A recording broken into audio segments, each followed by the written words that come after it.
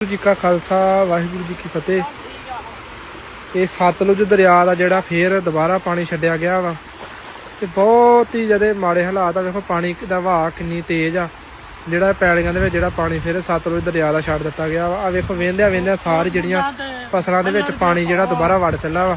ਫਿਰ ਉਹੀ ਮਾੜੇ ਹਾਲਾਤ ਪੰਜਾਬ ਦੇ ਬਣ ਚੱਲੇ। ਵੇਖੋ ਜਿਹੜਾ ਪਾਣੀ ਦੁਬਾਰਾ ਕਾਫੀ ਤੇਜ਼ ਜਿਹੜਾ ਪਾਣੀ ਚੱਲ ਰਿਹਾ ਵਾ। ਇਹ ਜਿਹੜਾ ਸਾਡੇ ਵੜਦੇ ਜਿਹੜਾ ਪਾਣੀ ਸਾਰਾ ਭਰ ਗਿਆ ਵਾ ਤੇ ਇਹ ਵੜਦਾ ਵੇਖੋ ਗਾਰਡ ਦੀ ਫਸਲ 'ਚ ਵੀ ਪਾਣੀ ਵੜ ਚੱਲਾ ਵਾ। ਵੇਂਦਿਆਂ ਜਿਹੜਾ ਮਤਲਬ ਪਾਣੀ ਵੜਦਾ ਜਾ ਰਿਹਾ ਵਾ। ਇੱਕਦਮ ਹੀ ਜਿਹੜਾ ਫਿਰ ਪਾਣੀ ਜਿਹੜਾ ਫਿਰ ਇੱਥੇ ਆ ਚੁੱਕਾ ਵਾ। ਤੁਸੀਂ ਦੇਖ ਰਹੇ ਜੇ ਬਹੁਤ ਹੀ ਮਾੜੇ ਹਾਲਾਤ ਜਿਹੜੇ ਪੰਜਾਬ ਦੇ ਬਣ ਚੁੱਕੇ ਆ। ਕਿਉਂਕਿ ਵਿਚਾਰਾ ਕਿਸਾਨ ਜਿਹੜਾ ਸੋਚਦਾ ਵਾ ਕਿ ਇੱਕ ਫਸਲ ਖਰਾਬ ਹੋਈ ਤੇ ਦੂਸਰੀ ਫਸਲ ਬੀਜੀ ਜਾਊਗੀ, ਪਰ ਨਹੀਂ।